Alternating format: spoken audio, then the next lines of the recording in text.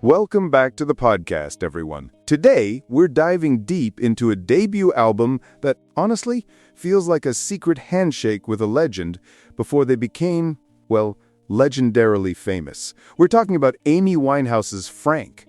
Oh, Frank. It's such a special record, isn't it? It's Amy before the world knew her as that Amy. The one with the beehive and the dramatic eyeliner.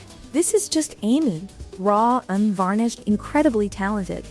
It's like finding a pristine, untouched diary of an artist on the cusp of everything. Exactly. And let's set the scene for a moment. It's 2003. What are we listening to?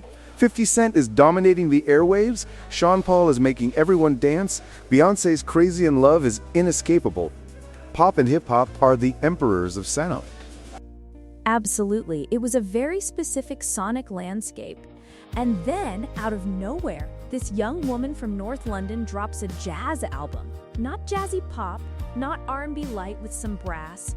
No, this was jazz, proper capital J jazz, infused with soul and a very modern sensibility. It's so audacious when you think about it. And it's not like she was trying to fit in. She was just being Amy. And right from the opening track, Stronger Than Me, you hear all the ingredients that make Frank so utterly unique. Oh, Stronger Than Me, that intro! It's like you've stumbled into a late-night jam session. Her voice just kind of floats in, almost detached, a little lazy even. And then, boom! That raw drum beat kicks in, that hip-hop swing, and her voice just cuts through everything. It's such a brilliant way to grab you. That mix of jazz improvisation with a really street-level, almost hip-hop beat feel, it immediately tells you this isn't going to be your typical smooth jazz record, and lyrically it's just pure Amy. Pure Amy indeed. Unfiltered, uncomfortable, brutally honest. She's telling her boyfriend to be stronger, calling him out for not living up to her expectations. And yeah, that particular line, "Are you going to be a man or are you just going to be a boy?" hasn't exactly aged like fine wine in terms of gender dynamics. No, it's definitely a product of its time and her youth, you know? But it gives you a taste of her attitude, her contradictions. You can feel that sharp mix of jazz tradition and this very raw, direct storytelling. It's almost confrontational. And that's what always struck me about Amy. She took that lineage of incredible jazz vocalists, Billie Holiday, Dinah Washington, Sarah Vaughan, women who carved out space for themselves in a world that wasn't always kind to loud, talented, complicated women. And Amy took that spirit and made it her own armor. She absolutely did.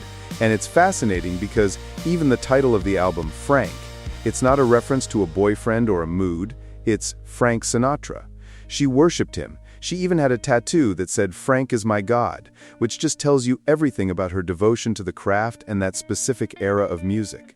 I mean, how cool is that? To name your debut album after one of the greatest male vocalists of all time, who embodies a certain kind of swagger and musical integrity.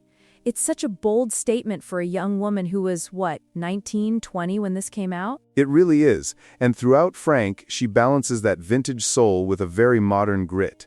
You hear it so clearly in tracks like There Is No Greater Love, where she just leans right into that classic jazz standard. It's almost a pure homage. And then she flips it.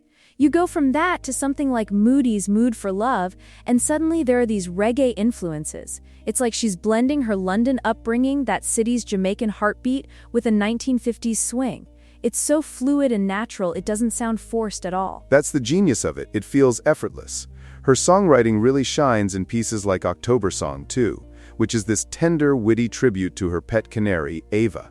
It's deeply musical, full of those subtle nods to Sarah Vaughan, the way jazz musicians quote melodies inside their songs. It's got such a unique charm, that song.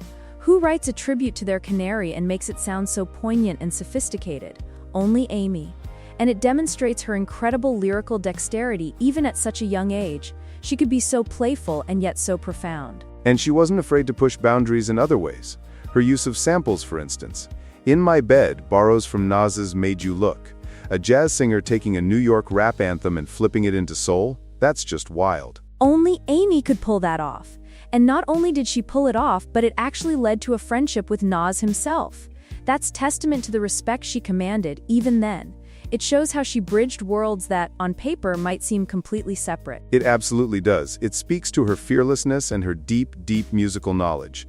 She wasn't just dipping her toe in, she was fully immersed, understanding the foundations and then reimagining them with her own voice. And her voice! Can we just talk about her voice for a moment?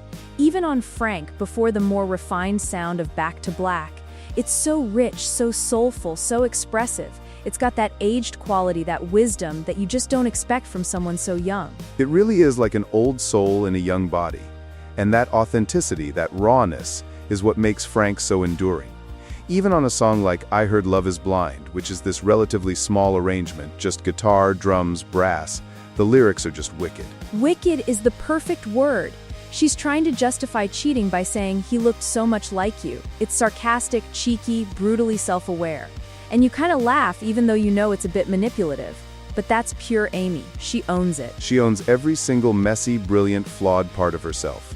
And that's why Frank feels like a young artist's diary. It's bold, it's messy, it's brilliant.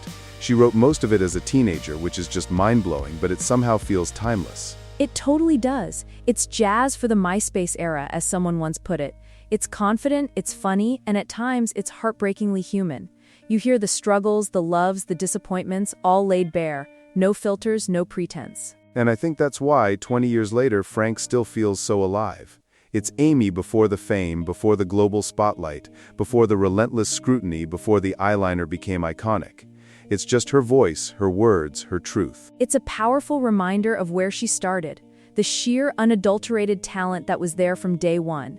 It's almost bittersweet to listen to it now, knowing what came after, but it's also a testament to her genius. Frank is just essential listening for anyone who wants to understand Amy Winehouse, the artist. Absolutely. It's not just a precursor to Back to Black, it's a masterpiece in its own right. A brilliant, honest, and utterly compelling debut.